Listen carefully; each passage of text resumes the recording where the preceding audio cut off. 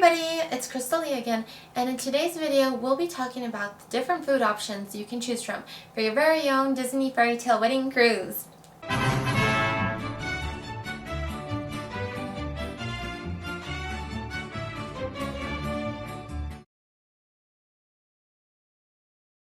Let's get started. The cake and wine are already provided as part of your wedding package, but if you would like additional food and beverage for your reception, you can always do that at an additional charge. You can add as much or as little as you would be willing to spend. In this video, we will be primarily focusing on the food selections. We will cover the beverage options in the next video. There are two options for hors d'oeuvres, which is just a fancy way of saying appetizers. You get to choose between the standard reception or the deluxe reception. The price listed is going to be per person. It's $19 for the standard and $29 for the deluxe. There's actually also a children's option as well, and the cost for this is $12.50 per child. Note, kids 2 years or younger are free. In my opinion, it is best to go with the deluxe option, so that way you can have access to all of the food selections available. The main takeaway here is that you can choose up to 5 different items from either selection. But note, 3 of those items must be cold and 2 must be hot. I'll list all the options here. Feel free to pause the video if you'd like, because there's a whole bunch of items to take note of.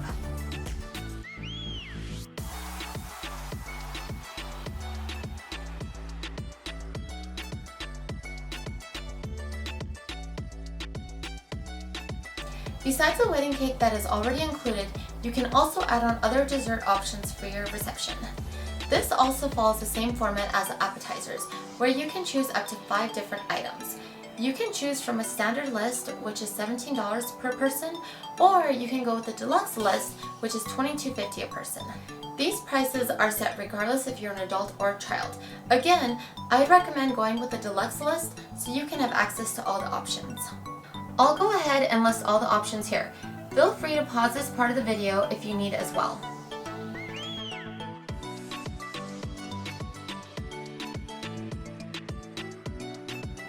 Or if you would like to make things simpler, you can go with the platter options.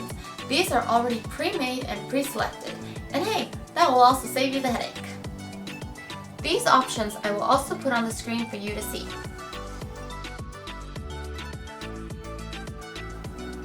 The only difference between choosing your own option versus choosing the platter option is that the platter option does not replenish. So once it's gone, it is gone. One thing to note is that you must spend at least $250 combined between food and beverage before this can actually be done. I will go ahead and reiterate this in my next video as well. Crew gratuities will be charged in addition to the food and beverage prices based on the type, length, and size of the event. Remember that your venue where your reception is being held at is booked for 90 minutes, but you can extend this by an additional hour by ordering food and beverage equaling to an additional $150 or more. Keep in mind that gratuity is also going to be affected with this price. Personally, I did not go with any of these options because there is already good quality food readily available on the boat. This saved me the trouble of trying to figure out what our guests may or may not like, especially since they can wander around the boat and find what will suit them best. Regardless of what you choose, you can rest assured your guests will not go hungry. They'll be well fed their entire cruise, no matter what. And we can send them off to bed as they digest. So be our guest, be our guest, be our guest. And be our subscriber. Yeah, subscribe to the channel. That too.